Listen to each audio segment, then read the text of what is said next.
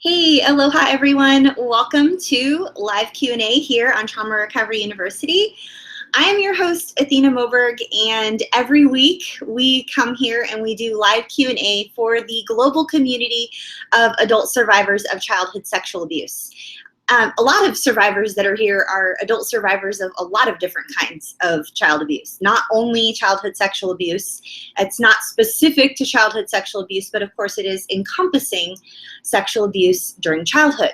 So if that is you, you're in the right place. And I just want to say a very, very, very special welcome to everybody over on Periscope, and everybody up on Facebook Live, and you here on YouTube Live, here on Trauma Recovery University, and you on Roku TV.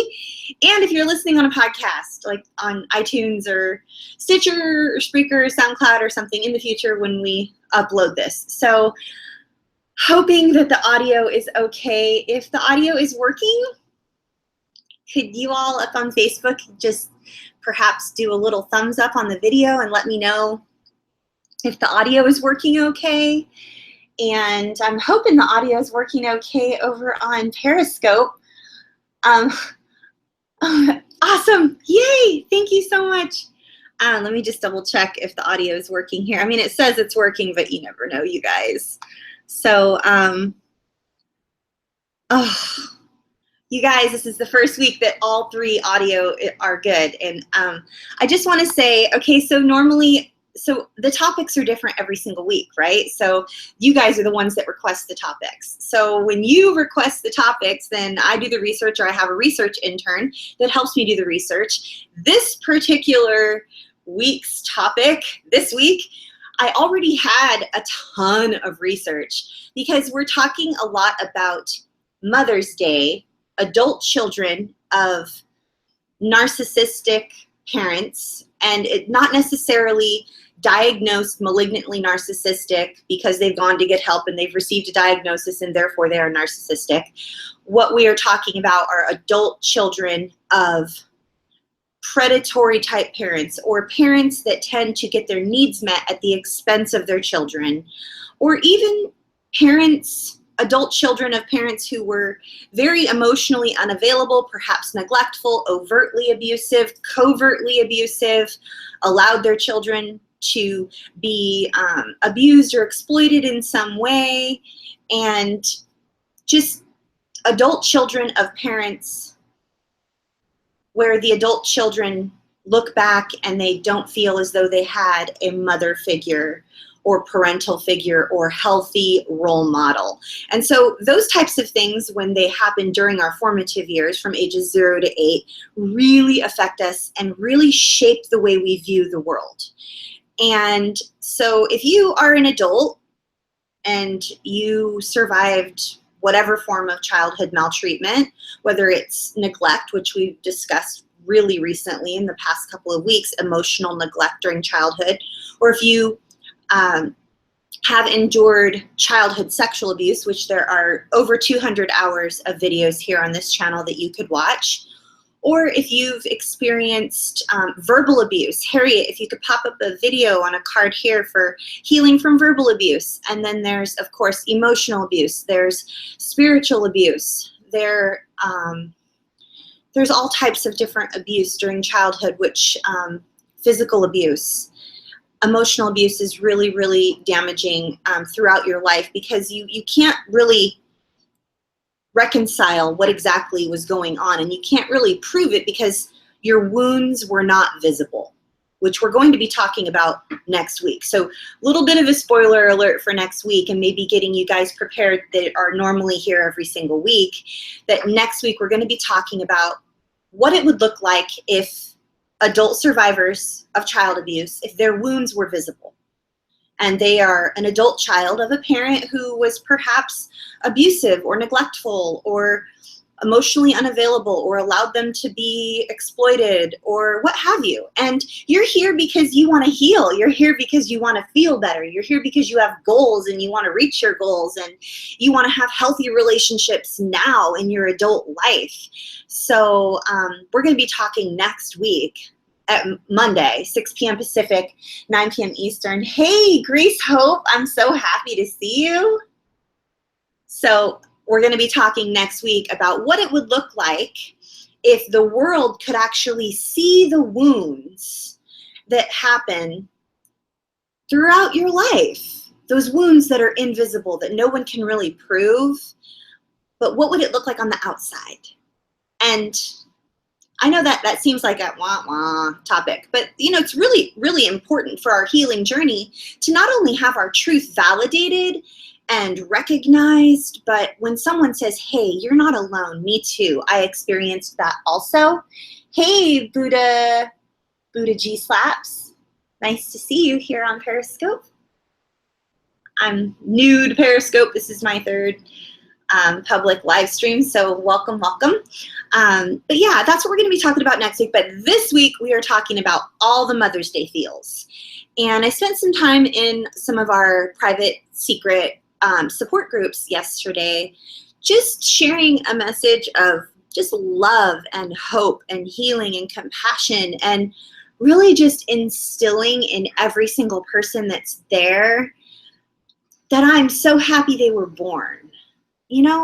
Like oftentimes when we're children and if we are born into a situation where we are unwanted, right? Or we're born into a situation where it's an abusive situation, and then we're not told that we're loved or that we're smart or that we're compassionate or we're capable or we're inspiring or that we're funny or that our laugh is contagious and beautiful or that we can accomplish anything or that that school dress looks nice on us or those particular sneakers look really good and you're going to win your track meet and good job at your swim meet and I bet you anything you are going to make first chair in the school band because I believe in you. Like those are things that we didn't really hear as children. Or I remember feeling like, I wonder if this time they're going to come and watch my recital. I wonder if this is the time they're going to come. Now, we lived across like walking distance, around the corner, walking distance to the school. And the elementary school was right around the corner, walking distance. Not that anybody walked because everybody had cars. And then the junior high, middle school was, just a short, like a mile, like about a mile. So no excuse to not show up, right? But you look out there and you're just like, is she gonna be here? And you're there and you're like, everybody else is like, hi Mom, hi, and they're so excited and everybody's cheering for them and you're just kind of like, hi, is anybody gonna come and watch me perform? Because I've been practicing every day for a month and it's just a really like a lonely feeling, and those lonely feelings are never really even validated either. Like, it's almost like, quit your bitching, I'll give you something to cry about. I'll knock you clear into next week. That's one that I heard. So, we're going to talk about next week, like, if our wounds were visible, this is what they would look like. And it's all in preparation for World Narcissistic Abuse Awareness Day, which is coming up on June 1st. And we're going to have another virtual summit. And we have a whole lineup of speakers. And it's really exciting. But so the weeks leading up to that are here at Trauma Recovery University really, really exciting. And we're here to support one another. And we're here to just share love and hope and healing and kindness. And yeah, so I'm just really glad you're here. If that's you and any of this resonates with you even just a little bit, then I'm really glad you're here and I hope that you'll stay. So before I move forward, trigger warning: if you have experienced any type of childhood maltreatment, any type at all, this conversation could be triggering for you. This conversation might cause you to have dry mouth, sick feeling in your stomach, clammy hands, might cause you to not be able to sleep well, might be triggering for you if you're living with any PTSD symptoms. And if that is you, you deserve the best possible care. And this is not a space for crisis support. I am not equipped for crisis support here during this live stream, you all. I wish I was, but I'm not. However, we have amazing friends over at RAIN, the Rape, Abuse, Incest National Network, and they can be reached at 1-800-656-HOPE. or you can log on to rainn.org. Or if you are one of the amazing, brave men, the male survivors in this community, which the male community is growing a lot faster than I thought it would, you can reach out to 1in6, 1in6.org. They have awesome chat feature on their website, similar software, if not identical to what RAINN uses. And they're amazing. And then if you are in Canada, you can reach out to our friends up at the Gatehouse, which is where Stu is. Yes, ice water. Oh, before I forget, that was probably a tail end of some other conversation. Ice water is great for grounding, by the way. But before I move forward, after this trigger warning, I want to say a very sincere thank you to a few of you. There are a couple handful of you guys. You know who you are. Couple handful of you guys. You guys went to my website and you left me voice messages that I woke up to on Mother's Day, because I'm 6 hours behind you guys, 3 hours behind you if you're on the West Coast. And I just have to, I'm not going to cry. I swore I wasn't going to cry during this episode tonight. So I just got to say thank you. Thank you for the voicemails that I got for Mother's Day. Like, the most beautiful, amazing Mother's Day messages ever. And I'm not even your mom. But just that, that you have hope and that you're alive because you found support here and you feel welcome and you feel like you have a family for the very first time in your life. This one gal is in her 70s and she's never felt like she had a family. I mean, my gosh, really? Like, I'm just this little girl on an island, like, sitting in my kitchen right now with this contraption trying to hold all these devices together. So thank you for your voicemails. Wishing me a happy Mother's Day. I'm super duper grateful. And I'm honestly just humbled. And you do have a family here. We are family. We need to put together like a music montage. We are family. Yeah. I got all my Periscope and Facebook Live and YouTube Live buddies and me. We're all together here. So,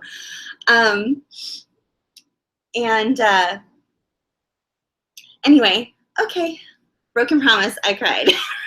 Cried within like the first like 15 minutes of this video. Awesome.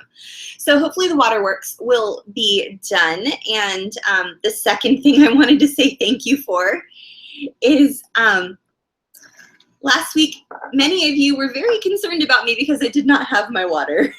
And you sent me emails and DMs and Facebook messages and voicemails that it's ridiculous that I didn't have water and that I needed to make sure that I had water this week. So I have water this week. Just wanted to let you know. And I appreciate your concern. You guys are the best, seriously. Okay, so I think that's it for all of the thank yous. And so that's a little bit about what this channel is, why you're here, what this video is going to be about today. We're going to talk about all the Mother's Day feels.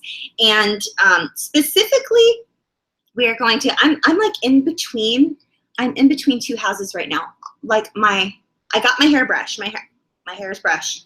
I found my hairbrush, but I couldn't find my makeup. So like, I have like old lipstick that I found in the bottom of my purse and I brushed my hair and then that's it. Like the rest is just, you know, bare face, washed face, brushed teeth. So we're going to go with it this week and we're just like, whatever, right? That's what we're doing. So I know that there are some questions that you guys have. Yes, Larry the cucumber. Oh, where is my hairbrush? Exactly. And you guys, I got a whole bunch of messages. You guys sent me the links to that song. And I was singing along with that song with all your guys' messages that you sent me. So thank you for all the hearts on Periscope. You guys, I feel like it's like I'm famous or something. Like I'm a superstar with all the hearts. Thank you for all the hearts. And I just want to just say welcome to every single one of you up on Facebook. I can't see the names, but I can't see everything. I just see the hearts. And so I do know this. I do know that between all three platforms right now, there are approximately 60 of you here. And we are all hanging out together and we are all supporting one another. And we might be adult survivors of child abuse who are dealing with more issues than Vogue. And I have a full subscription, not just a few issues, but we're here and we're doing it together. And we are looking to reach our goals and share hope and healing with other people. And we're going to talk about Mother's Day, a little bit of how that went down. And we're going to talk about cognitive dissonance. And cognitive dissonance is a lot of where the pain of Mother's Day stems from for adult survivors of childhood sexual abuse. If you remember last week's video, right here on Periscope, Facebook Live, YouTube Live, Roku TV, I said towards the end, hey, really, you guys, if you want to get a sneak peek of what it is we're going to be talking about next week, you need to find the cognitive dissonance video, or you just need to Google the term cognitive dissonance so that you would be able to understand where the pain and the confusion and the frustration and just the ache comes from on Mother's Day. And it's not, this isn't going to be for everybody, but this is going to ping some of you like pretty deeply. Ping, ping, ping, ping, ping. It's going to ping some of you pretty deeply. You're going to be like, yes, you're describing this, Athena. This is how I feel. So I'm going to read for you. I'm going to do a really quick screen share, and then I'm going to do some Q&A so that the screen share isn't at the very end this time, then I'm not rushed. I'm going to do a screen share. I'm going to read it for all of our friends up on Facebook Live and all of our friends over here in Periscope. And I'm going to share with you about cognitive dissonance. So if you're here on YouTube Live, I'm going to do a screen share. And thank you so much just for being here. And thank you for giving this video a thumbs up. Thank you for subscribing to this YouTube channel and this Roku TV channel, and for all of the 5-star reviews on Roku. You guys are amazing. Here comes the screen share. And let me know if you can see it. If you can see it, you can give me a thumbs up. That would be amazing. If you will see at the very, very top, you'll see here Trauma Recovery University and Mother's Day and cognitive dissonance. So here we go, you guys. Let me just get a drink of water really quick. Hey, Galatians 6, 2, and 3. Welcome. I'm so happy that you're here.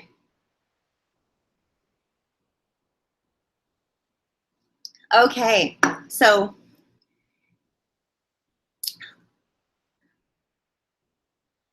all right. Hi, Rescue 5. All right, guys. Hey, John Harvey.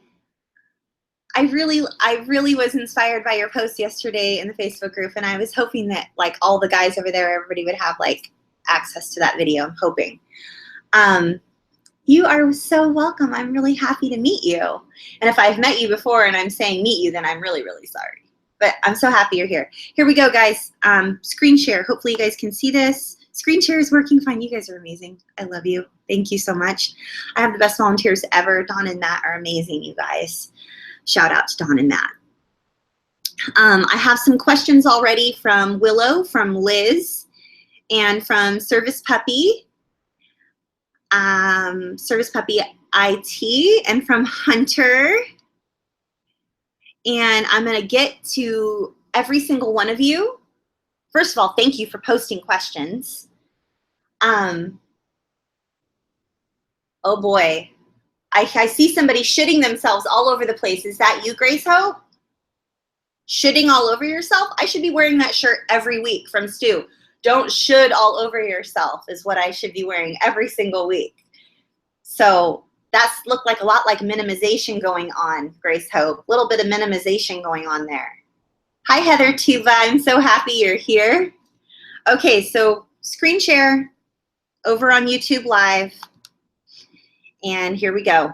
Mother's Day and cognitive dissonance. Cognitive dissonance is the state of having two inconsistent thoughts, beliefs, or attitudes, especially as relating to behavioral decisions and attitude change at the same time. Cognitive dissonance occurs whenever a person is confronted with information which conflicts with their own world view. We all have a world view whether we know it or not. How we see the world is a world view. If someone says like, well, and from my perspective, in my worldview, it sounds very important and like you got to be someone super special to have a worldview, but every single person has a worldview. You have a worldview, and you have a worldview, and you have a worldview. And I just want you to understand that how we see the world is formed and shaped from ages 0 to 8 heavily. So if you had some neglect or some trauma or some abuse or things that were not so great that were happening in your lives from ages 0 to 8, your worldview could be colored and you could be seeing the world through trauma glasses, which could cause some hypervigilance and some decision making that is based on trauma and not on the reality that you would be seeing through your lens had there not been trauma during those years. I hope that makes sense for all of you. It doesn't matter if your worldview is a traumatic worldview, you see your world through trauma lenses like many of us on this channel do, or if you have a very healthy and well-rounded worldview and rather detached or stoic, or you see the world very pragmatically or optimistically or realistically or negatively or pessimistically or what have you. Like, everybody has a worldview. So here we go. Cognitive dissonance occurs whenever a person is confronted with information which conflicts with their own worldview. So let's keep that in mind as I go on, okay? Some examples of cognitive dissonance are as follows. If a person holds the view, mothers know what's best for their children, they may experience conflict or cognitive dissonance when presented with evidence that a mother has acted in a violent, unkind, or abusive way towards one of her children. If a person holds the view, all believers of a particular faith will go to heaven, they may experience cognitive dissonance or conflict when they witness a believer acting in a cruel or depraved manner. And the third example, if a person holds a belief, I am a good person, they may experience cognitive dissonance whenever it is obvious that their words or actions have hurt others. Confronted with evidence which conflicts or contradicts our values or beliefs, a person is forced to make an uncomfortable choice. One of two choices. Here we go, guys. Choice number one, hold to their belief and disregard the data that they have been presented with. Or modify their beliefs and risk having to reevaluate their entire worldview, their choices, and their character. And we're going to talk a little bit in a couple of minutes about some ways, some different aspects of this. Okay, guys? So when a child is being abused, for example, the child's greatest desire is that someone with power and authority will recognize the abuse and put a stop to it.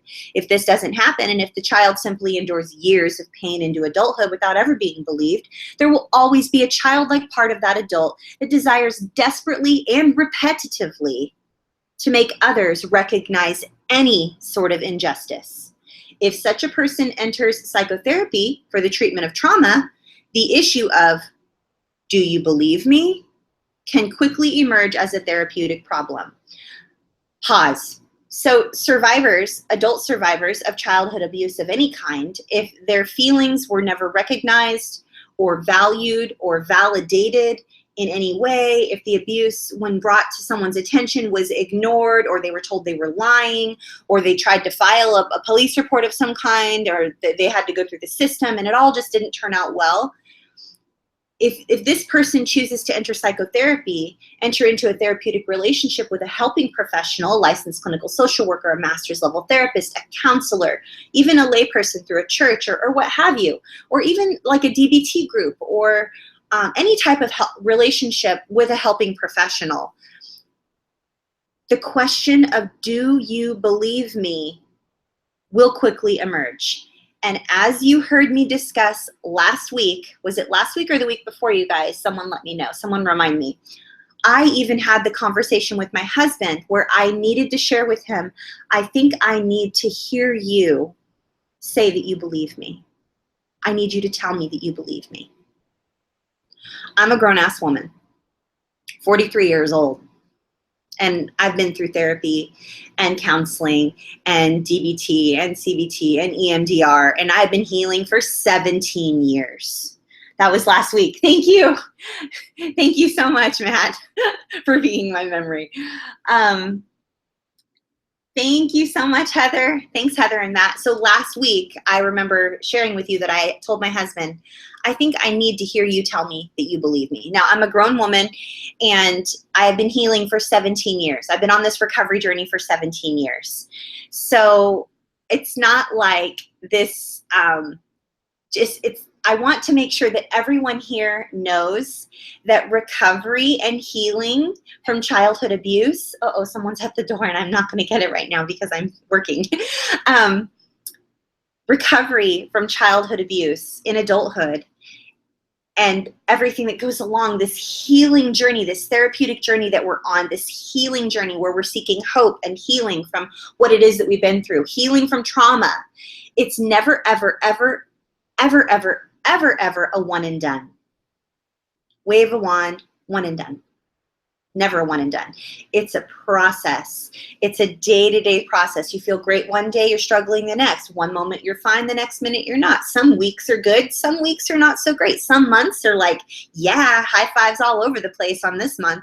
The following month comes along and you struggle, or longer seasons, like a year, like, wow, that was a really good year.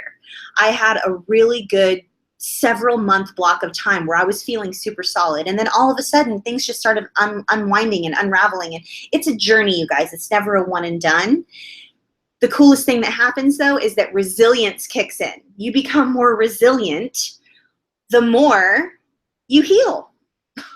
And in fact, Matt wrote a blog post about that recently. And I believe Heather has several blog posts that actually reference something similar. So I'm going to go ahead and continue here on the screen share. I ended right here with, do you believe me can quickly emerge as a therapeutic problem.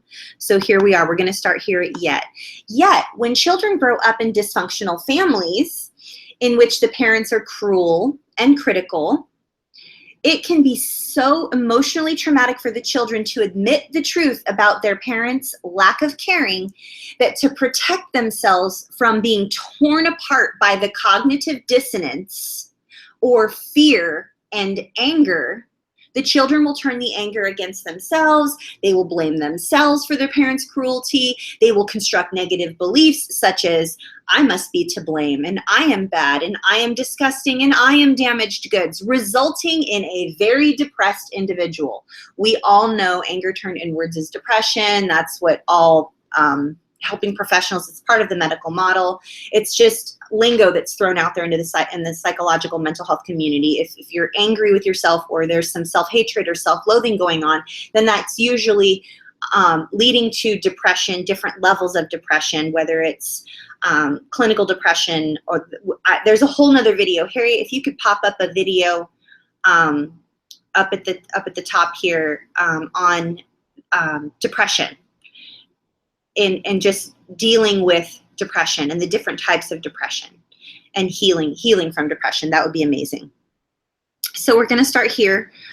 Now that we've discussed how children will construct negative beliefs about themselves, like you're to blame, you're bad, you're disgusting, you're damaged goods. They'll take those beliefs and they'll own them as though they thought them up themselves, as though they are truth, like rock solid truth. This is the truth about me.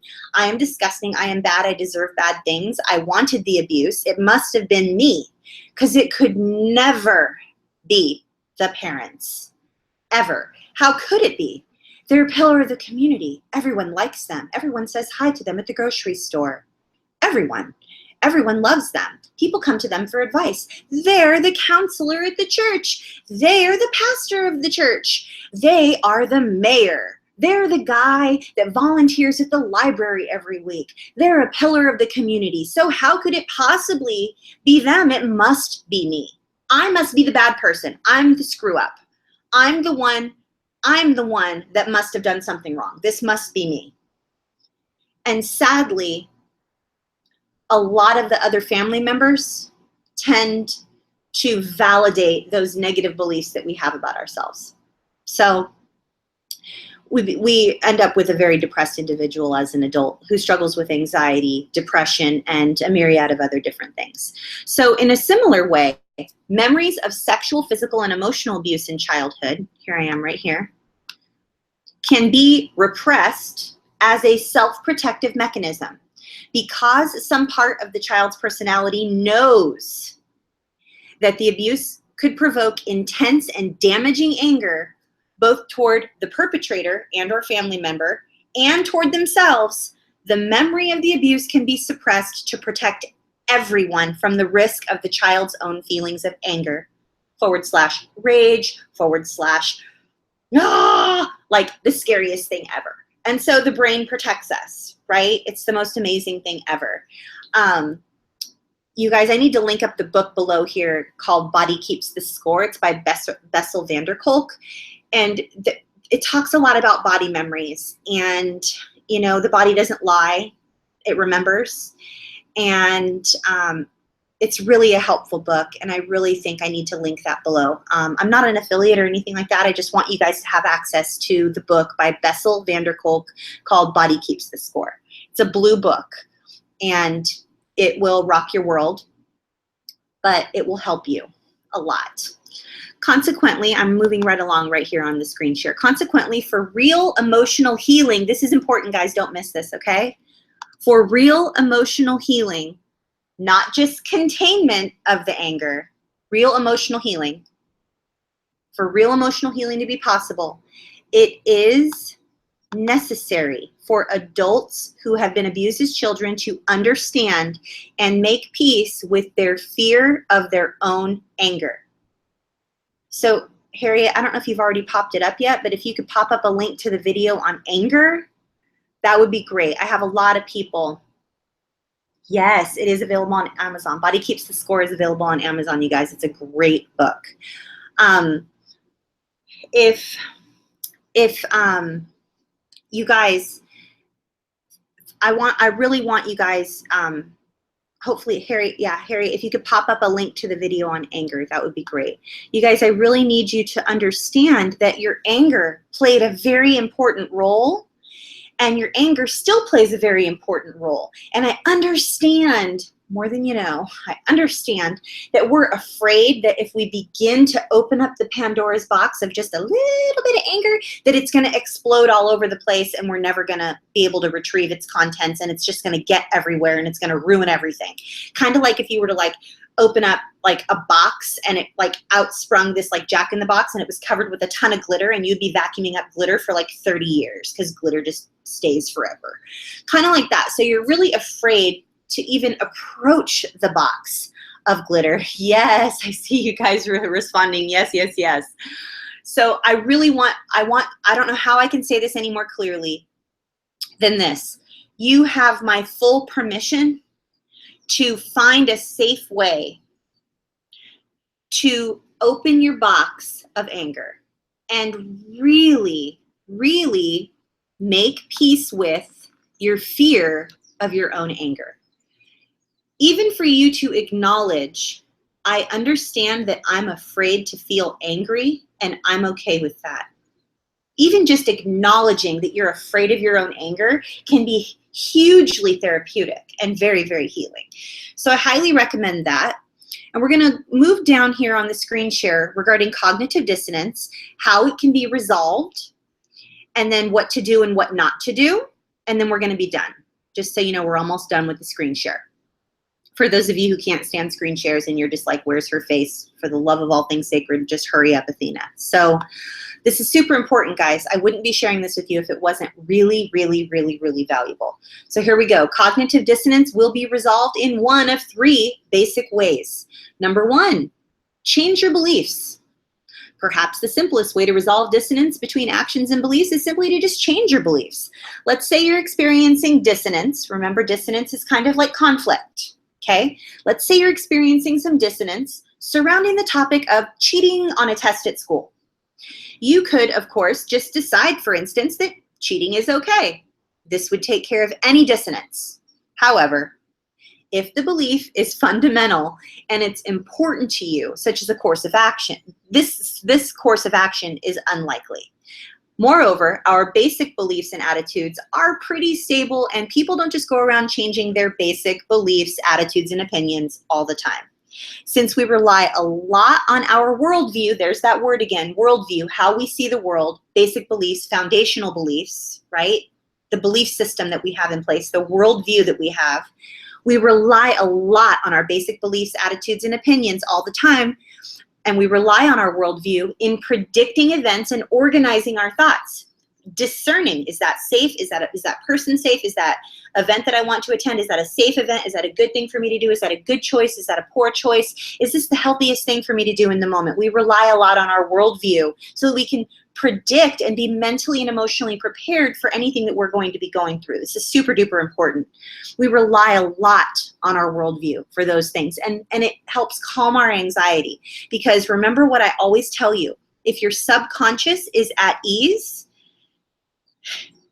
if your subconscious is not at ease, let's say you are rationalizing and you're going, but it's okay, but it's okay to cheat on a test. Like, why is cheating bad anyway? Blah, blah, blah, blah, blah. And you're like trying to talk your way through this and just changing your mind. Your subconscious, which is like in the driver's seat of your worldview, like, hey buddy, you can't just change anytime you want to. It's gonna like, there's gonna be alarms that go off. Your subconscious will be not calm and not in a place where it's at rest, and your subconscious will win 100 times out of 100, even if you're consciously choosing to do something, which is where anxiety comes from.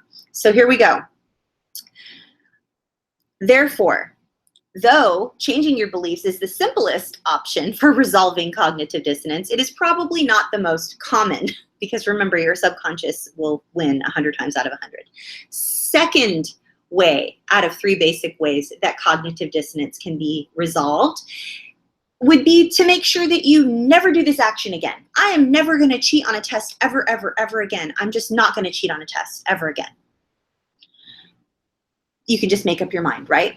So Lord knows that guilt and anxiety can be motivators for changing your behavior. So you may say to yourself that you will never cheat on a test again, and this may aid in resolving the cognitive dissonance. However, aversive conditioning, like guilt and anxiety, like as motivators, guilt and anxiety as motivators, they can often be a pretty poor way of learning, especially if you can train yourself not to feel these things.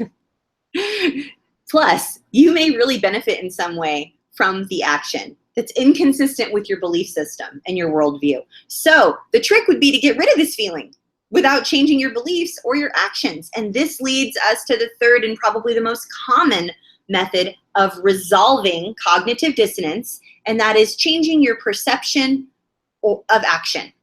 And so what this is, it's a more complex method of resolution to change the way you view, remember, and perceive your action. In more colloquial terms, you could call this rationalizing your behavior. A lot of people do this. Well, it's okay that I did that, right? Because everybody's doing it, type of a thing. So this is quite often how people resolve cognitive dissonance. They just decide to rationalize their behavior. Hi again, Ariel. I'm so happy to see you. So here we go. We're going to move down to what not to do. Now, I'm not saying that one of those ways or the other is like right or wrong. It's not up to me to judge you. I'm saying that I probably wouldn't be able to do those things. I probably wouldn't be able to be like, well, I'm just going to be okay with, like, you know, cheating on your spouse isn't that big of a deal. I mean, everybody cheats on their husband, right? Like, I could just never, like, I couldn't, like, it just goes against everything that I believe in. I really believe in monogamy and and being faithful. And I grew up in an environment where there was a lot of cheating, and my mom was married, but there were always a lot of boyfriends, and a lot of bad stuff happened to me because of the choices she made based on her own worldview and her own rationalization of her choices. So I would not be able to handle things that way. So here we go on what not to do, and then we're going to end up with what to do. Number one, don't blame yourself or shame yourself for having contradictory thoughts or assumptions.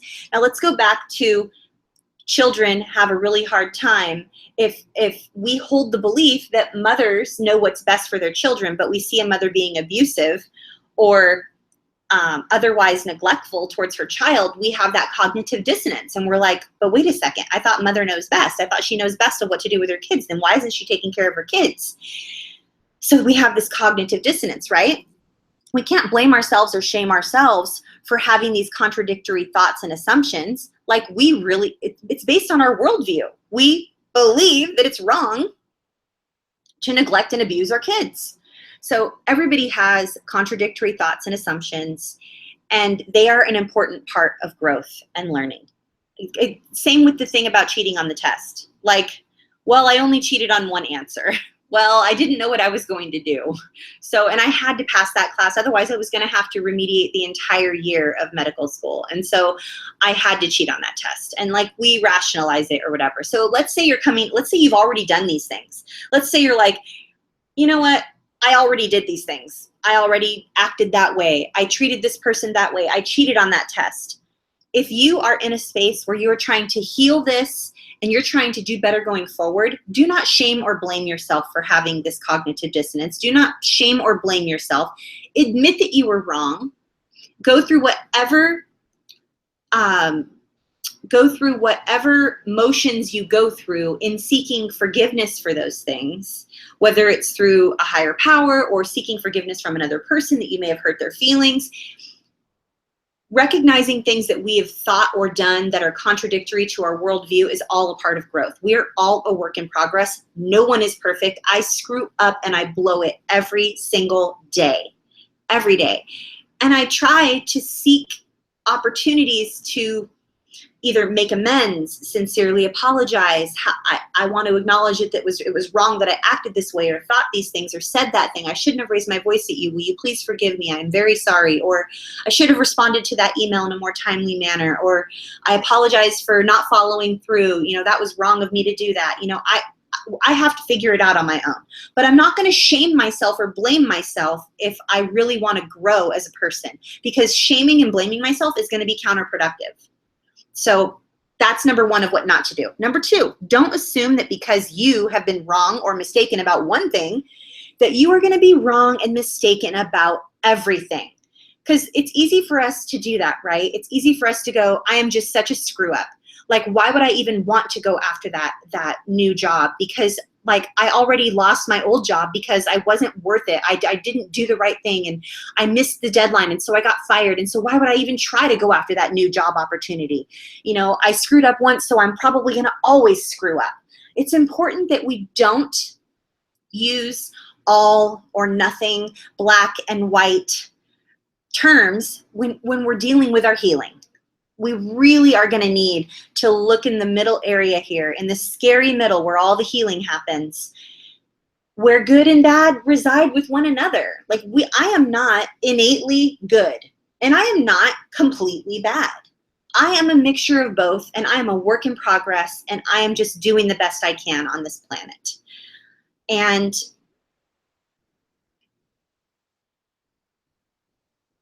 I don't know what that means. I'm going to move on. Okay, sorry about that, guys. So yeah, don't assume that because you've been wrong or mistaken about one thing that you are wrong or mistaken about everything. You should accept the errors that you made for what they are and learn from them and move on. Number three, don't consider yourself worthless, useless, or powerless. Because I want to tell you right now, I'm going to look you in the face right now, look you in the face right now, and I can't look at my YouTube peeps in the face right now because, hey, Stu, so excited to see you. I am so happy you're here. I was giving everybody a shout out to go visit the Gatehouse if they're up in Canada and they're in crisis and they need help and they're survivors. So you guys, I want to look at you in the face up there on Facebook Live, and I want to look at you here on Periscope, and I want to look at you in the eye, and I'm going to tell you, and you guys over on YouTube Live and on Roku TV and listening on a podcast, I want to tell you very clearly right now, you have immeasurable worth. You are worthy of good things. You are invaluable. You are priceless. You have incredible worth, regardless of the mistakes you've made. You are worthy of good things. You have purpose. You have been created with a purpose. And you're going to live out your purpose. And you have goals, and you're going to reach your goals. And don't give your power away. Don't allow everybody else to determine what it is that you do or you think or how you feel. I really want you to stand on your own there and be like, you know what? I'm worthy of good things. I have a purpose for my life, and I'm going to figure this out, and I'm going to heal, and I'm going to share hope and healing with other people. So there's a challenge for you, but I just want you to know you are not worthless. You are not useless, and you are not powerless. You were powerless as a child. I want to get this very, very clear. When you were a child, you were powerless. You were under the power of other people. because they were adults, they were your caregivers, they were entrusted with you, and they didn't do what they needed to do to take care of you properly. That's why you're here on this channel, because you're an adult survivor of childhood abuse. So someone came along that was not responsible and loving and kind, and they didn't take care of you, and you were powerless against that because you were a child. You did not have a choice in the matter. But now you do have power. You have the power of choice now. You have the power to establish and maintain healthy boundaries. You have the power to cultivate interpersonal relationships that are healthy. You have the power to choose who you hang out with and who you don't. You have the power to make decisions in your life and to not allow toxic people to spend time with you. You can choose to be alone rather than to be with toxic people. You can. You can choose those things. You have the power of choice. You have the power of choice. You are good, you deserve good things, and you have the power of choice. And I don't want you giving your power away to other people. I want you guys to know how amazing it is to be able to cultivate good things in your life. So bullet point number 4, do not try to overcompensate for your weaknesses by oversteering in the direction of your strengths. Just try to love and accept the whole version of you. Like I said a few minutes ago, I am a big clump of good and bad. I screw up every single day. I fall short every single day. I am never perfect. Never, ever, ever, ever, ever once, ever have I been perfect. I don't do anything perfect at all. I just don't. I mess up all the time. I do some things pretty good. I do. Like, I love to build websites, and I can build beautiful websites. And it makes me very happy to do that. It just makes me really happy. And I love to help people, and I'm really good at helping people. And, you know, there are some things that I'm really, really good at, but then there are some things that I'm just not good at. Like, I am not good at daily tasks that repeat themselves every day forever and ever and ever and ever. You know, like dishes and like tidying and cleaning and sweeping and swiffering and vacuuming, and all those little things pile up and they overwhelm me, and I collapse under overwhelm when I think about all of the little things that need to be done every single day. But if it's like a big project, like putting together 32 pieces of furniture in my new spot and living between 2 places and not having makeup or a hairbrush or whatever, like that's a project. Or like building a website is a project, or helping someone get from functioning and healing to reaching their goals and thriving and enjoying their life. Like, that's a project. Like, I'm really good at projects, but I'm not good at everything. I fall short every day, and I just need to love my whole self, and I want to model it for you guys. And it's really hard, but I want to do it.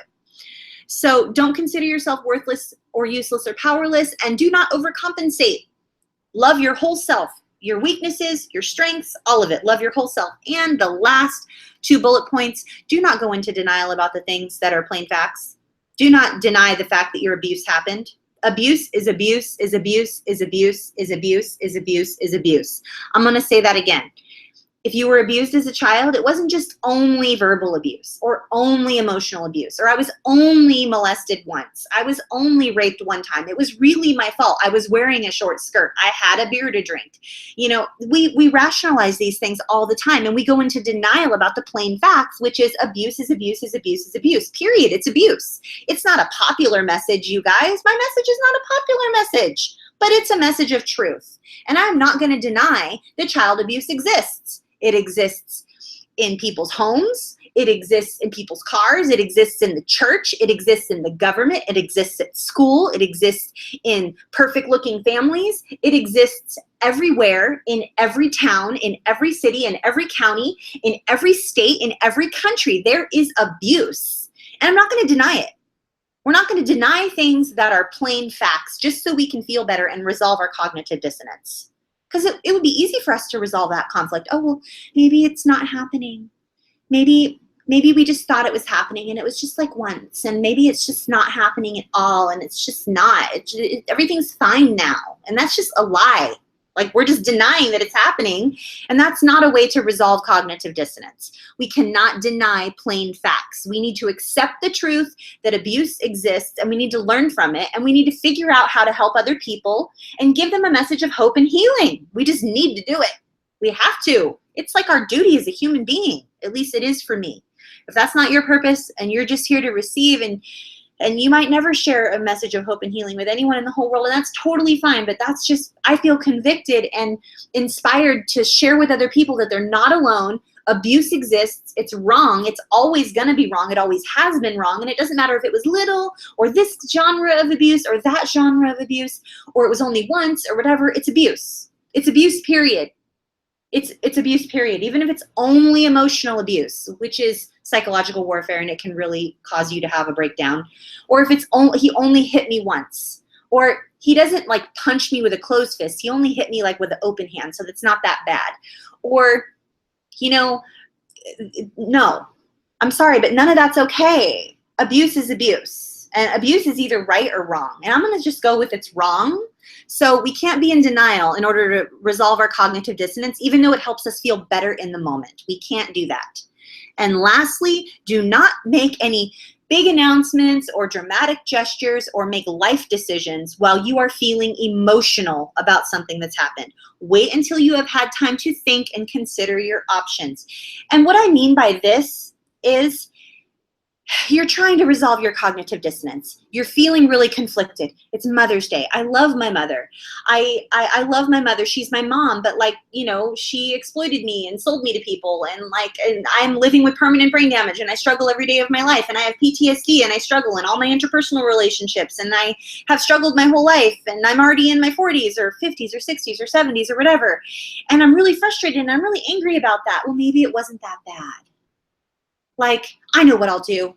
I'll just announce that I completely forgive her and that everything's going to be all better, and I just forgive it all. That's just one and done. I just forgive it all, and I'm moving forward, and that's it. I'm done.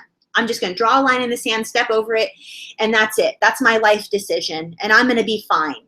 Guess what? What happens when you feel hurt in a year? What happens in a week when you're feeling frustrated or depressed or sad or really wondering like if the abuse ever happened? Or what happens in 2 weeks when something happens at school and someone asks you a question about it, and then you're flooded with memories, and then you have kind of like a PTSD episode, and you're having flashbacks or you're having sleep disturbances?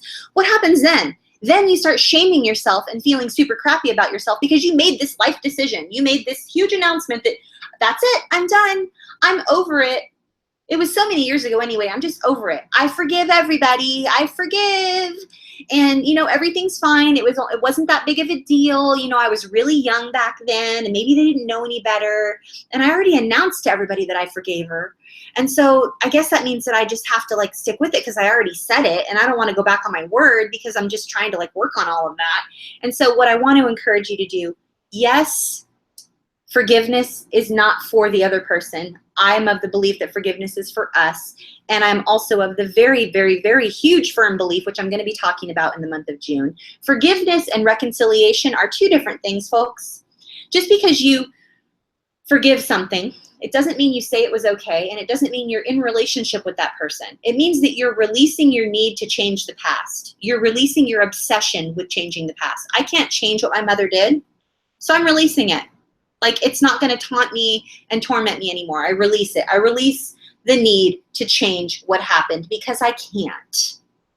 Now, am I reconciled and in a really close relationship where I talk all the time and my mom and I are besties? No, it's not happening like that. We're not reconciled. I'm establishing and maintaining some very healthy, very firm boundaries in my life so that I feel healthy. So that's what I mean by that last bullet point. And then lastly, what to do. Here we go. Bullet point number 1, forgive yourself. Nobody is perfect. Everybody makes mistakes. It is not wrong to be wrong. Everybody who has ever lived has personal struggles. Bullet point number 2, take advantage of the opportunity for growth that comes from learning something new about yourself. And bullet point number 3, open your mind. Take advantage of the opportunity to see things from a totally different perspective. Like, allow yourself, even though you've had this rigid point of view and you're like, nope, I'm never, ever, ever, ever going to feel a different way, ever. Like, maybe that might not serve you. Maybe it would be better or healthier, not better, but like healthier for you if you decided to look at something from a different perspective. Just be open. Just allow yourself the possibility and be open to being open. You don't have to be open, but be open to being open maybe, maybe it might help. And lastly, get support. Talk to trusted friends, family, and helping professionals who can help you work it out. We have online, virtual, secret, private Facebook groups, support groups for adult survivors of all different types of child abuse. And when you're in safe community with other people, yeah, Heather just said it perfectly. When you're in safe community with other people, it provides a different perspective. You get a different perspective from a group of individuals that have perhaps gone through something similar, and then you can glean from them, take the best and leave the rest, right? So that would just be a really great way for you to talk to trusted friends, talk to a helping professional, get help as much as you possibly can. And I just want to say a very special thank you really quick to Maggie for doing this research quite some time ago. I think it was a little bit over a year ago that she did this research for me. And some of the data used today during this screen share is from guidetopsychology.com, and it's protected by copyright laws. And it's theirs. It's not mine. So hopefully that was helpful for you guys. And I want to answer your questions now because they came in a little bit ago. And I just want you to know that I got them and I care about them. But I wanted to do the screen share because I really wanted you all to understand what cognitive dissonance is and why we have that struggle. Why we struggle with, like, well, it was abuse and whatever. And I mean, and we struggle because of our worldview, and because a lot of us have a worldview that was colored by trauma from a very young age. We really, really struggle to believe what it is that we believe, and we want to reconcile those uncomfortable feelings in any which way we possibly can.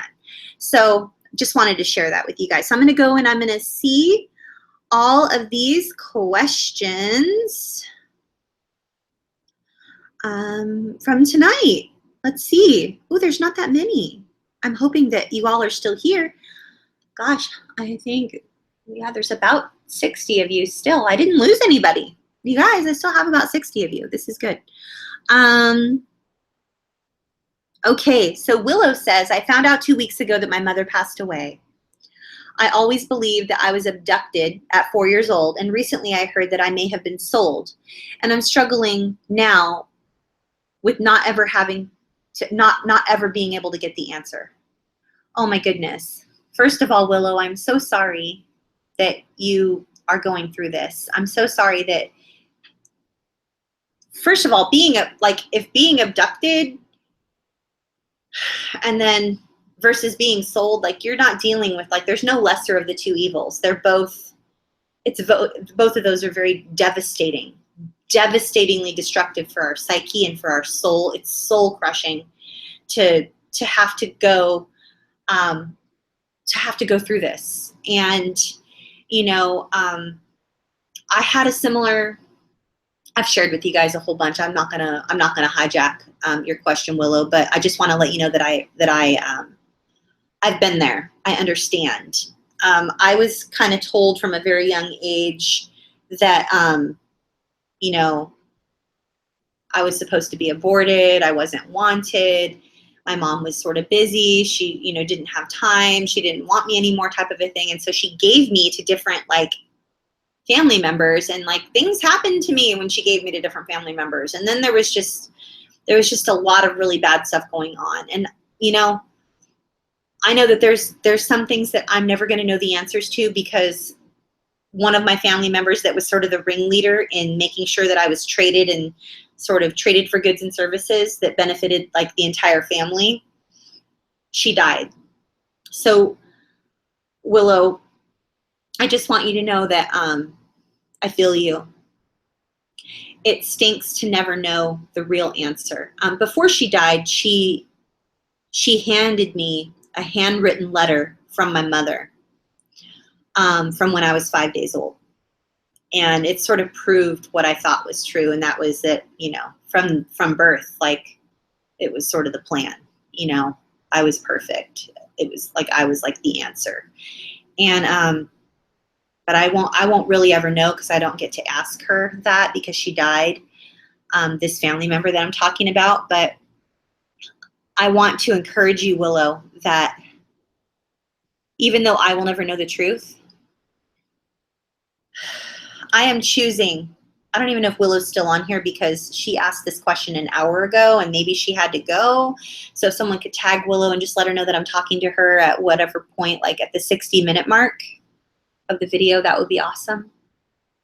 I just want to make sure, that Willow gets the answer. But, you know, Willow, I might never know the truth, like the real truth. But what I've chosen to do that has helped me, and I can't tell you what to do, everybody has a different healing journey. But what has helped me the most, Willow, is that I am choosing to grieve the loss of my innocence. I do know that my innocence was stolen from me. I do know that I didn't have a real childhood. I was told from a very young age that I was the designated adult in the family. To make a little girl responsible for everyone is just wrong. It's just really demented in like a lot of different ways, and it really messes with your mind.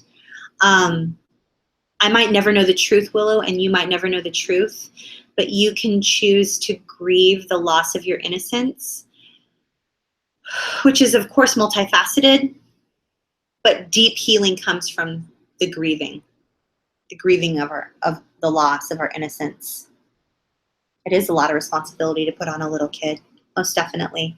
And it's a lot of responsibility for you, Willow, to be the age you are now, having to go back over these past couple of weeks, grieve the loss of your mother, the cognitive dissonance that goes along with the whole, we just had Mother's Day, your mother just died, she did this or she did that, I was either sold or I was abducted, which is it, which is it? Was I so worthless that she just decided to sell me? Or was I so worthless that she didn't pay attention and I was abducted? Like, there's just no good ending to that. And so I will sit with you and I will grieve the loss of your childhood and your innocence with you, because you don't deserve to do this alone. And so we all 60 of us that are here right now, we can all sit with you and grieve that with you, and be a source of support to you. And I hope that's okay. So thank you for being brave enough to share that here tonight. I'm gonna take a drink of water, you guys.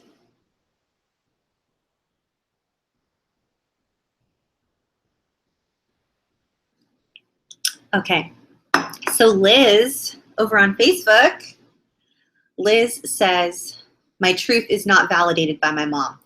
Okay, Liz, I hope it's okay that I'm going to share a little bit, because this is something I wanted to share. I wanted to share this tonight because it's something that was shared in one of our groups. You guys, I'm really angry. I need to breathe. I'm actually very angry about this, so I'm just going to breathe my way through this one. I'm going to tell you, Liz, and I'm going to tell anybody right now, okay? Anybody.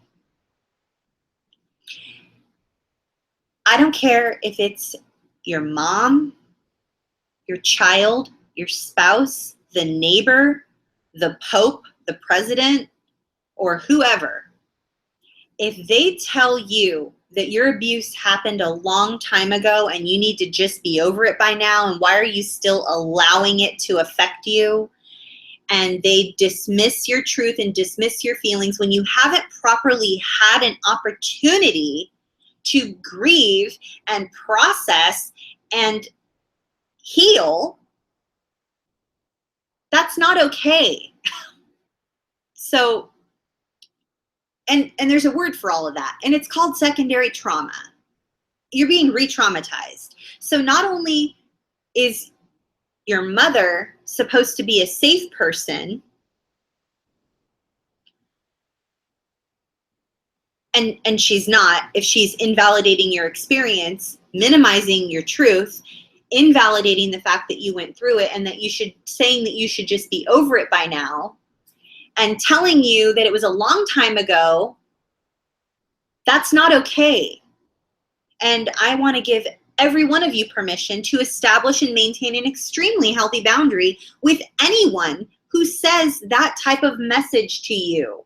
That was a long time ago. Why aren't you over it by now? You should just be over it by now. I mean, if you were a good person, you would have just let it go. Let bygones be bygones. I mean, that was a long time ago. What's wrong with you? Something must be wrong with you that you're still hanging on to this. I want to tell you right now that the problem does not lie with you. The problem is that no one has created a safe space for you to acknowledge and grieve the loss that you have so that you can move through your pain.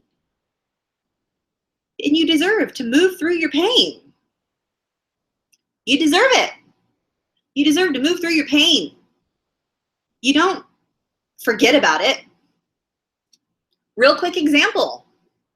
Okay? Hi again, Stu. Real quick example. Liz, I hope you're still here. I hope you're still here, Liz. I can't see all of the people. I'm squinting. I cannot see. But what I am going to say is this. Liz, if you were in combat, let's say your uncle was in the Vietnam War. Okay? That's not a far-fetched thing. Is it? Some of you have an uncle or someone who is in Vietnam. Maybe a grandparent, maybe a great-grandparent, depending on how young you are. I have some millennials and teenagers that pop on here sometimes. Or a sibling, an aunt, an uncle, a cousin, someone, a family member, a loved one that was in the Vietnam War. Okay?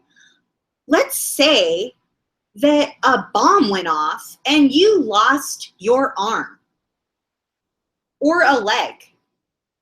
Do any of you think your uncle was? Yeah, Stu's uncle was in the Vietnam War. If Stu were sitting at a function where there were other people, do you think one person would walk over to Stu's uncle and say, "That was a long time ago, bro. Pull up your big boy panties and get the hell over it"? Like, yeah, you lost your leg. Yeah, a mortar blew up and you lost your arm. Yeah, you're like a paraplegic, but that was a long freaking time ago. We're so sick of your whining. Like, just get over it by now. That was a long time ago. It really was just a long time ago. I mean, why aren't you over it? Really? Would anybody do that? Would that be acceptable? Would that be socially acceptable? Cricket, cricket, cricket. Nothing but silence. I got nothing. Oh, Simi says, my favorite was, if you're still mad at them, you haven't forgiven them. Yeah, that's not true. I mean, when you forgive somebody, it doesn't mean you don't have feelings. It doesn't mean you're a robot. It just means that you have released your need to punish them or change the past. That's all it means. Oh, I am so sorry for your loss, Sue. And I didn't mean to like make light of anything or like make that like a topic. And I'm really sorry. You guys, Stu's, yeah, I'm sorry, Stu. I hope you'll forgive me if that was insensitive of me and wrong, then I'm sorry. But you guys, thank you. He says it's all good. I appreciate you accepting my apology. You guys, what I'm getting at here is that Liz, you know I love you, girl. People that lose their limbs in Vietnam become so depressed because their sense of purpose and meaning and value become diminished, and they become depressed, and they become suicidal, and they have a hard time living. People who lose their innocence and were not protected,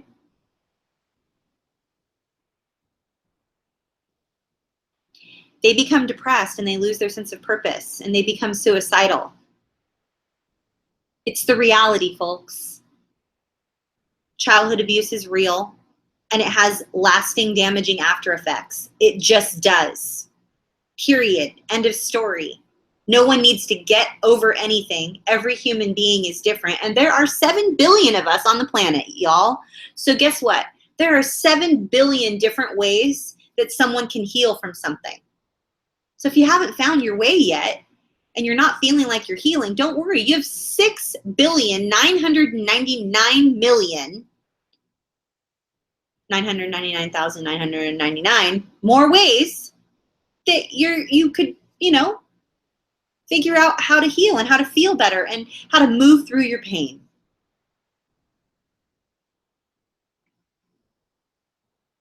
Yeah.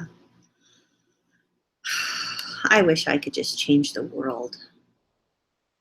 I really want to change the world, you guys. It's just the way people are treated is just so wrong. Liz, I hope that was helpful.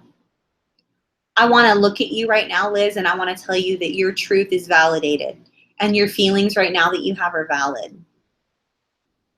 And you take as much time as you need and you heal at your pace. And you're always welcome here and you're safe here.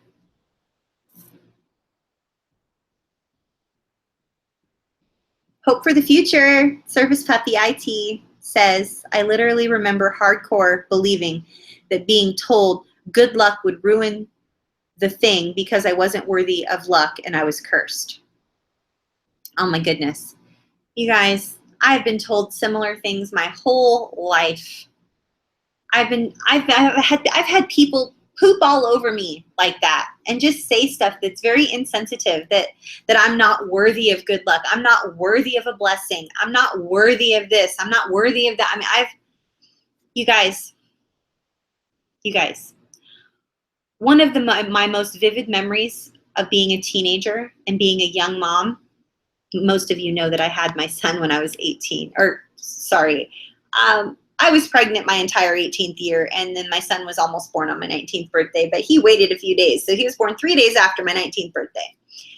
But one of my most vivid memories of being a young teenager, being a young teenage mother with an infant, is my son's dad telling me that I was used up and that no one would ever love me again because my body was used up and I had baggage now, I had a baby now, and no one would ever want me ever again. No one would ever love me, no one would ever want me, and my body would always just be used up and disgusting, and no one would ever find me attractive ever again. I wasn't worthy of love. I wasn't gonna ever be able to achieve a healthy or good relationship with anybody because I was used up. That is a very vivid memory, and it was just devastating. I remember one of his favorite things to say to me after I would spend like an hour getting ready to go somewhere, trying to make myself just feel just a little bit pretty after having like mom body, like you're nursing and all this stuff. Anybody? Like, I remember him knowing that I had spent like an hour getting ready and we'd be ready to walk out the door, and he would wait until the moment we were walking out the door and he would say, "Are you really gonna wear that?" I was absolutely devastated. My self-respect and self-esteem were in the toilet, in the gutter, nil, nowhere to be found. And but it was familiar. It was how I was raised. It was normal. At least he wasn't punching me. It was abuse is abuse is abuse is abuse is abuse, you guys.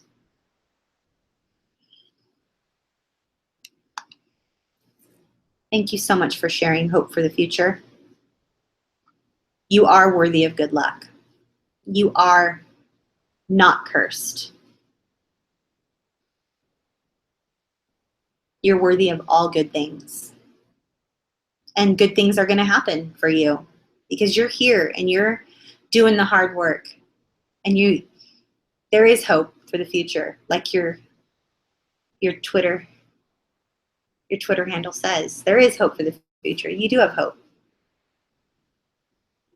And you do deserve good things. Period. Hunter says, Athena, I love my parents, but I may have to set a boundary soon because they minimized my grief after a particularly painful suicide of someone close to me. Again with the minimization. Oh, Hunter. What's up, recovery buddy? High fives. I love Hunter. I have a special love for Hunter, and I'm always angered to know that he is struggling. He is so brave and so strong and doing such hard work, and he's healing, and he's watching videos, and he's reading, and he's sharing, and he's here, and he's sharing hope and healing and high fives and positivity and kindness with others. And then to have his parents minimize his grief and tell him he should just be over it. I mean, it was a devastating loss for him, this suicide that happened within his reality that was not even that long ago. All I can say, Hunter, is that I'm angry on your behalf, and I'm sending you so much love and support and kindness, and it frustrates me to no end that you have people who are minimizing your pain, because you don't deserve that. And I absolutely support you in the decision to establish and maintain some healthy boundaries with your parents. I know you're quite young, but I believe in you, Hunter. I believe in you. And I know that you're going to make good decisions, and you're going to have a healthy, amazing, awesome life. And you are plowing through and moving through all of this. You're doing good things. And I'm hoping and praying that you don't allow your parents and the love you have for them to cause you to not heal, because you really deserve hope and healing and to have your feelings validated. And I'm so sorry for the loss that you have experienced with the suicide of someone close to you. Ugh. Joey, I appreciate you.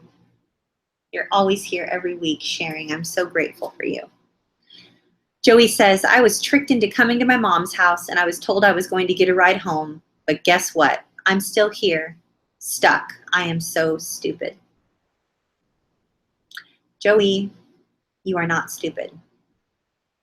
You are not stupid. You were tricked. You stated clearly that you were tricked. And you guys, predatory people, narcissists, sociopaths, sometimes psychopaths, they can be sneaky, and they can trick us. And sometimes we are not able to discern that is what's happening at the time. Joey, I know that you have a deep desire to establish and maintain some very, very, very healthy boundaries with your mother and your grandmother and your brother. And I want to firmly and hugely and adamantly support you to just say no. Or as Richard Grannon would say, non serviam. I prefer not to. I would encourage you to not go there next time, because you were tricked. Sure, you'll have a ride home. Come on over. And now you're still stuck there. So I'm so sorry you're stuck. Choosing to have a healthy boundary and plan differently in the future doesn't help you where you are right now. But I want you to know you're not alone. We are there with you. We love you. We support you. Everybody makes mistakes. And remember, the screen share said, don't shame yourself. Don't shame and guilt yourself. Shame and guilt are not positive, healthy motivators. They're just not. They're not. We want to love ourselves, every part of ourselves, the good, the bad, the frustrated, the parts of ourselves that don't do so great, the parts of ourselves that do good. Just, when we know better, we do better. You know now that you were tricked, and it's a possibility that you could be tricked. You are vulnerable to being tricked. So in the future, if something feels just a little bit familiar, like this, make a different decision. Non serviam. I prefer not to. Just say no. Arian, welcome back, Arian. I'm so excited you're here. My mom, Arian says, there's two from Arian. Okay. The idea of being a good person and having cognitive dissonance when you accidentally hurt someone really resonates with me. My mom always thinks that I'm sabotaging her, or I don't respect her, and I don't love her. But she was neglectful, so I'm closer to others than her. I don't know how to handle her. You know, that's hard. That's a hard one. Like, okay, so here I am, I'm Arian, and I'm a good person, and I am experiencing some cognitive dissonance because I struggle with the choice to hang out with my mom or be respectful towards her or loving towards her, because I have some bitterness. I'm experiencing some bitterness and some pain because she was neglectful, and my feelings of bitterness and pain are valid, and I'm okay with feeling bitter and pain. I'm feeling bitter and I'm feeling some pain, and those feelings are valid. And I am a good person. I'm not the type of person that goes around sabotaging other people. I just happen to be closer to other people than I am to my mom, and I'm okay with that. So I just sort of modeled for you guys how to resolve cognitive dissonance about being a good person, but other people are telling you that you're a shitty person because you don't want to hang out with your mother who sold you to people or was neglectful or hurt you or whatever. I modeled how to resolve some cognitive dissonance within yourself when you work really, really, really hard to establish and maintain a healthy boundary with some toxic loved ones, and then people guilt you and say, what kind of daughter are you? What kind of niece are you? What kind of family member are you to not come to this function or that function or act this way? Suck it up, buttercup. Come on, let bygones be bygones. What kind of person are you? You're going to tear apart the whole family. You're going to upset the apple cart. You're going to make some waves. What type of person are you? And you hold a belief that you're a pretty good person, but here's this person saying that you're a bad person because you're having a healthy boundary. So how would I resolve that cognitive dissonance right now, you guys? How would I? I'm Athena. I'm Arian. I'm Joe. I'm Sally. I'm Becky or Matt or Dawn or Ariel or Simi or Liz or Willow or anyone. And I've chosen to establish and maintain some very healthy boundaries with some toxic loved ones in my life because it's better for my mental health. I was finding that when I was around certain family members, I felt very low, and I felt like I was crazy, or like I didn't trust myself, or I would doubt my judgment, or I just felt like no energy, or I just walked away always feeling like I was just in a circus of flying monkeys, and weird things were happening, and like I just walk away feeling shittier and shittier and shittier with all of the energy drained from me whenever I hang out with these people. I'm a pretty good person, and I want to establish and maintain a healthy boundary and not hang out with these toxic people. They think I'm a horrible person for having a healthy boundary. It's fine. Like, they can feel that way if they want to feel that way. But you know, I know the truth. I'm not a shitty person. I'm a good person who happens to need to establish and maintain some firmer boundaries than other people because their toxicity affects me more than it affects other people. And I'm okay with that. I hope that was helpful. Now, will that always work? Your little bullshit meter back here is going to go woo, woo, woo, and you're conditioning. You were conditioned to believe that you're a shitty person if you don't comply with and obey everything that your family tells you to do. And that conditioning is a lie. I just want to tell you that. You are not a shitty person if you need to feel mentally healthy, and that means establishing and maintaining some healthy boundaries with toxic loved ones. You are not a shitty person if you don't fly to the family reunion or drive to the wedding or go to Mother's Day or go to the birthday or go to the whatever. You are not a shitty person. You are a person that is finding your way in this world, and you're finding that you have some special needs as it pertains to your mental and emotional well-being. Because you're struggling, because there are some toxic people that are causing you to feel less than well. And so in an effort to preserve and improve your overall wellness, I want to encourage you and give you permission to do what's best for you. For the first time, maybe, in your whole life, do what's best for you. Will other people think that you're selfish? Maybe. Are you? Probably not. You might be doing what's best for yourself. Will other people think that you're horrible? Maybe. Are you horrible? Probably not. Does it hurt that they think that you're horrible? Yeah. But that's something you have to resolve within yourself. People pleaser syndrome, you guys. People pleaser. When you are people pleasing, you will stay sick. I'm going to say that again. Someone needs to hear that again. Every time you people please, you are making sure that you stay sick. You're going to get sicker and sicker and sicker and stay stuck. The more you people please, you're going to feel sicker and sicker and sicker and stay stuck. Where are you at? The more you people please, you are going to stay sicker and sicker and sicker. You're going to get sick and you're going to stay sick and you're not going to feel well. We were not created to please people. Somebody. Anybody? We were not created to please people. You were not born to please your mother. You were not born to make sure that your whole family is happy with you. You were not born so that everyone would like you.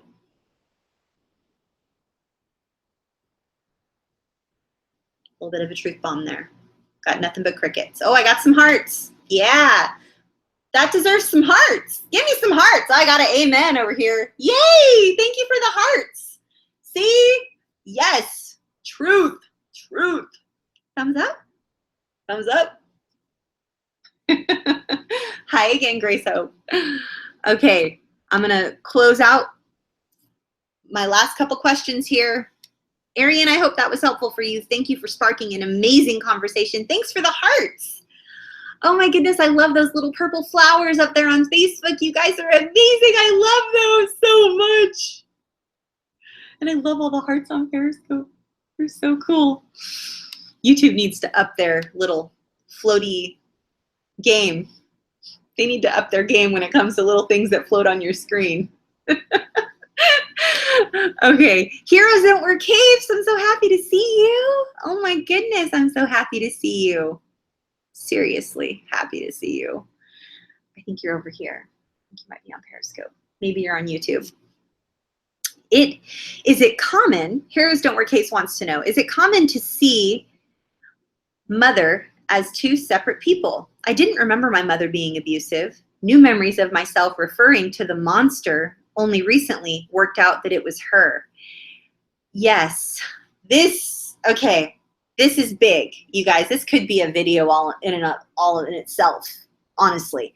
So when we start to uncover our memories, Heroes Don't Wear Capes, I don't know your age, but women usually start having this sort of thing come into reality, and we start questioning our reality right around our late 20s, early 30s. I don't know your age, but I'm just saying women tend to have this type of thing happen late 20s, early 30s if they experience childhood trauma or severe childhood abuse. And, you know, I personally recall feeling just alone and sick and devastated, and I wanted to die. And I just remember all of these horrible feelings. And it wasn't until I was probably late 20s, I want to say I was 28, 27, when I started putting the pieces together that it was my mother and a couple of other loved ones. I remembered the feelings, but then when I started putting the pieces together, it was like, oh my gosh. And it rocked my world, and it caused me to just doubt my reality and doubt my sanity, and just, it was, so is it common? It's common in our community here. Is it common like for the everyday person? Like, oh, I remember this, but then I realize it's this person. Like, unless someone survived trauma, I wouldn't say it's overtly common, like an everyday thing that happens. But if you experience childhood trauma, women experience these things and start having these types of memories and putting pieces together late 20s, early 30s, men late 30s, early 40s. That's the common part. But common in the whole wide world, I would say it's common, like I would say 25% of the world It's common. In 1/4 of the world, maybe 1/5. I'll just go ahead and say 1/4, but it might be 1/5. Then it's common, yes. But amongst everyone, no. But what you're feeling is real. And I want you to know not to doubt your sanity and doubt your feelings, because you got to trust yourself.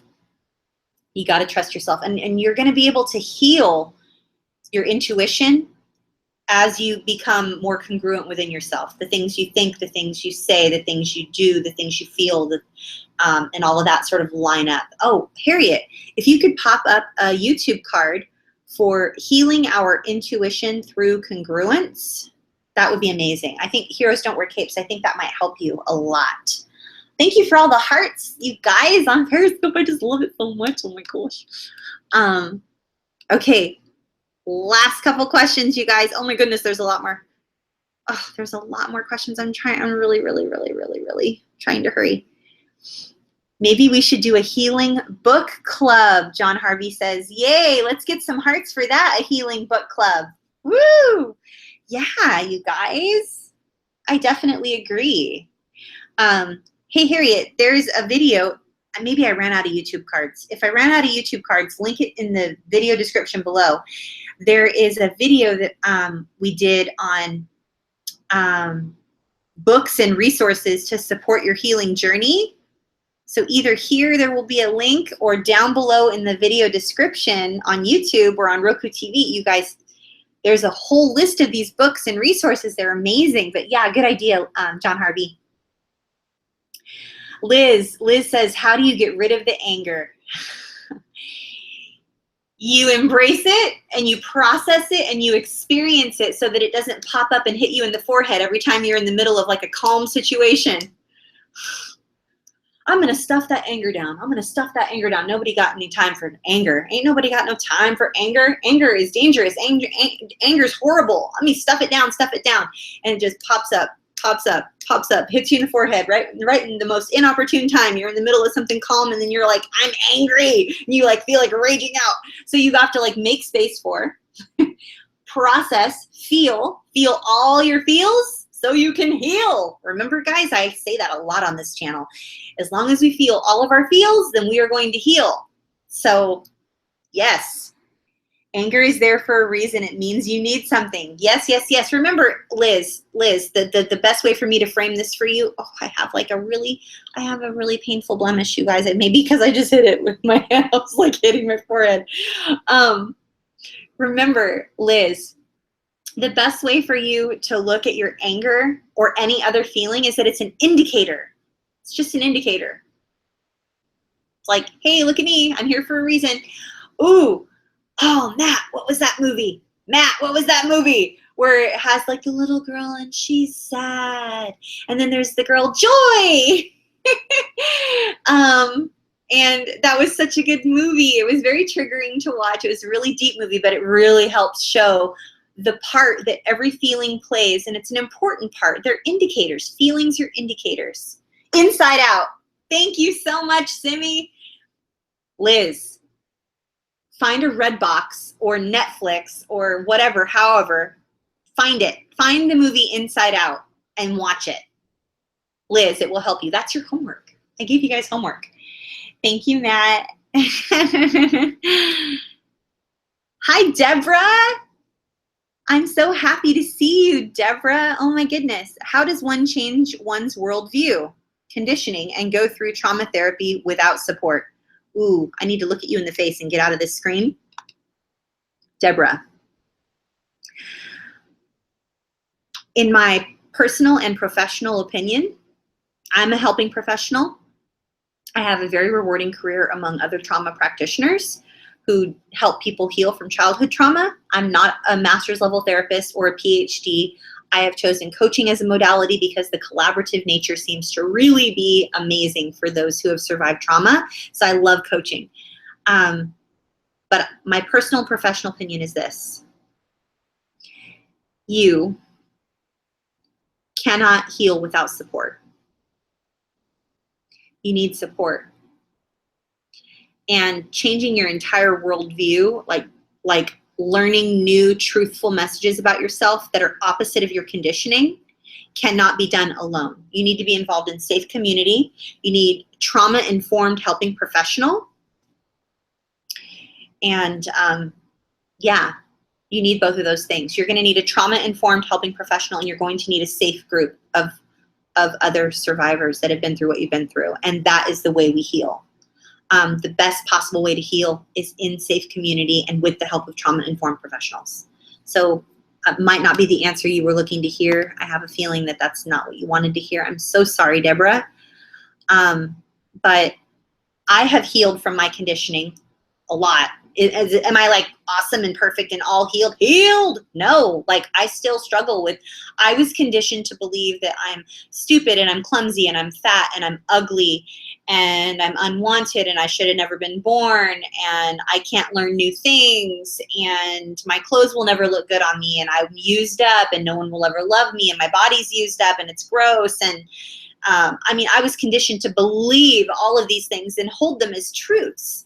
And I have healed a lot from that wrong thinking and from that conditioning through the help of trauma-informed professionals and being in safe community with others, because trauma-informed professional always keeps your trauma in mind and your wrong thinking or your maladaptive coping strategies, addictions, gambling, social media, spending, drugs, alcohol, overeating, whatever, all these maladaptive coping strategies, these things, numbing, stuffing, avoiding in whatever different way, always, but they always keep the trauma in mind as well. They don't ever only focus on the symptoms or only focus on the trauma.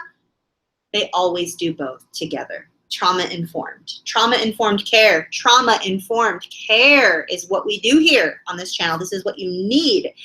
And then, as if that isn't awesome enough, when you have safe community, a community of other people who have experienced what you've experienced, they reflect back to you the goodness that is in you that you can't see yourself because of your conditioning.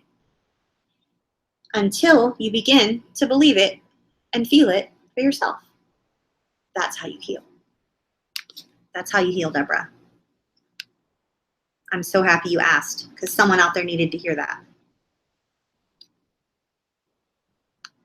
August says, I believe that my parents are unsafe and I don't want to see them, but yet I have to because I'm supposed to love them. If I had a nickel for every time I felt that, thought that, or heard somebody tell me that, I would be a rich woman. Like, I could just make videos all day, every day, and I wouldn't need to like work and do anything other than just sit here and make videos all day. If I had a nickel for every time I heard that, felt that, or had a client say that.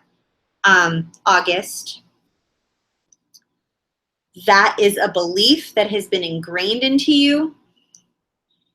And I want to gently yet firmly challenge you to pull that belief apart and see which parts of it are actually true. Is it true that you believe that your parents are unsafe? That sounds like a true statement to me. And I have the liberty and luxury of knowing a little bit about your situation, so I would tend to agree. I trust you, August. I would tend to agree that your parents are unsafe. Is it true that you don't want to see them?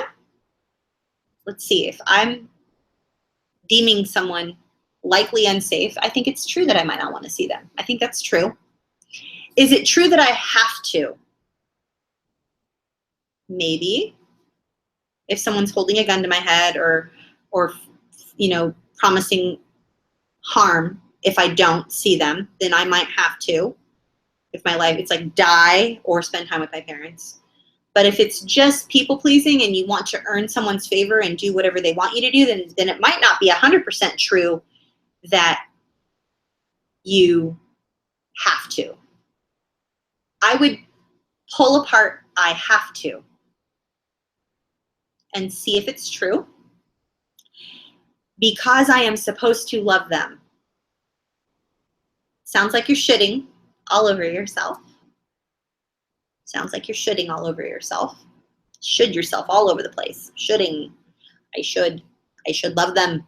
Yes, we all should.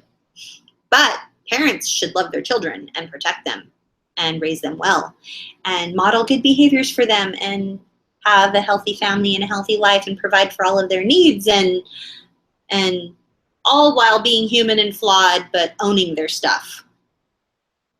So I think the first step for you, August, is figuring out if your parents are unsafe. Second step for you, August, would be challenging your belief that you hold so tightly to that you have to see them. And then pull apart, I'm supposed to love them. Who says so? Who says I'm supposed to? The world, the community, my family, society. But if that's true, then what does the world and the community and my family and society say that they were supposed to do? Well, they were supposed to raise me this way. They were supposed to be kind. They were supposed to be patient. They were supposed to be loving. All of my needs were supposed to be met. I was supposed to be safe, clothed, fed, encouraged, supported, taken care of, and made and told to believe that I could accomplish anything because I'm amazing and I'm uniquely gifted and wonderfully made. That's the truth. So I would just challenge you to pull it apart, August. I know you've been doing some really, really, really hard work, and I'm so proud of you, August. So proud of you.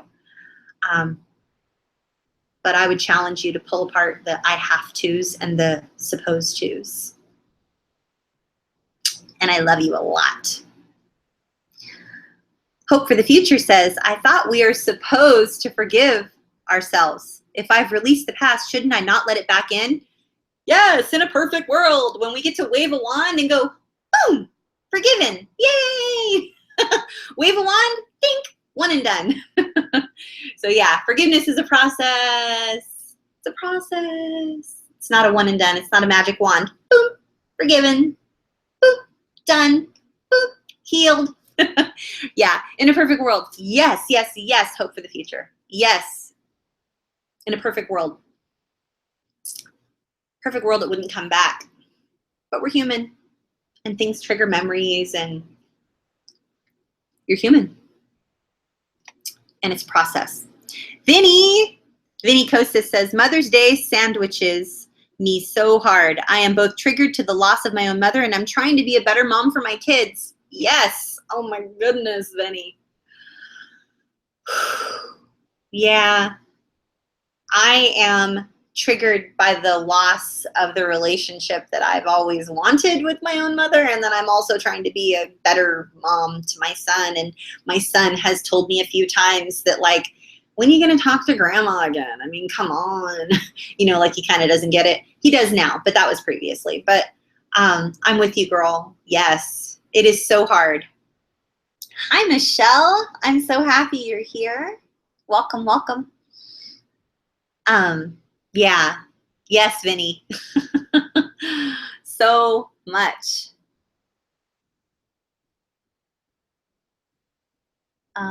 When we can't, oh, I missed it. Oh my goodness, my eyesight's so horrible.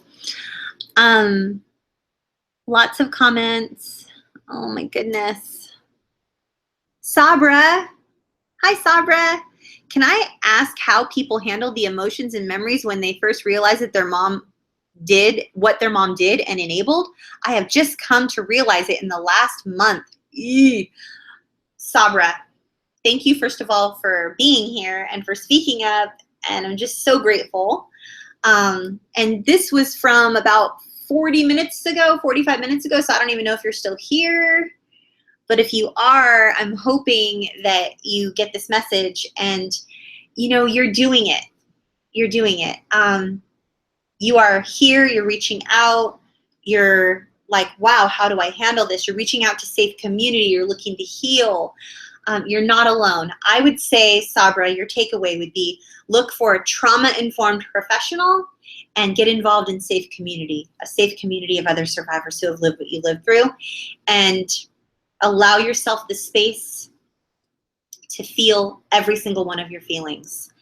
And I wouldn't deem any one of those feelings off limits.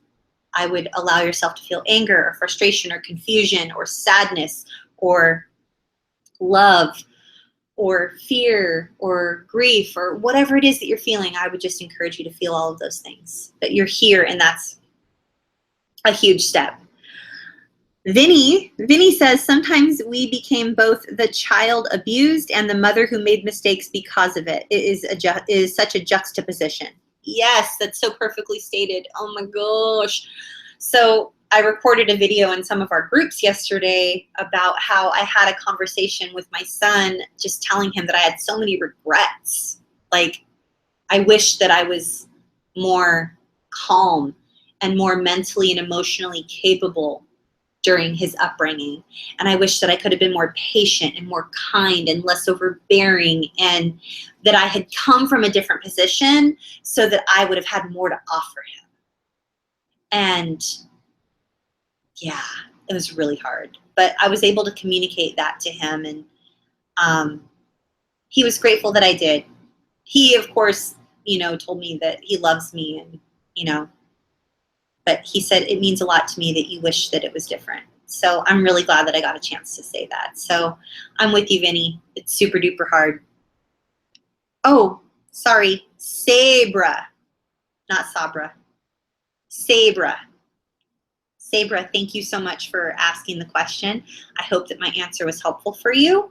And yeah, Vinny, everything you said, yes, yes, yes. It is such a juxtaposition. It's a really hard spot to be in, you guys, because we're grieving what we wish was with our own parents, and then we're making mistakes being parents because of the way we were raised, and we're like, oh, now I know better, but I didn't know better then, and so here I am trying to like make up for all this. I mean, it's just so hard. It's so hard. So please be gentle with yourselves. Please be kind with yourselves. Please allow yourself some forgiveness and some kindness, because you're worth it. And no one's perfect. We're going to screw up every single day.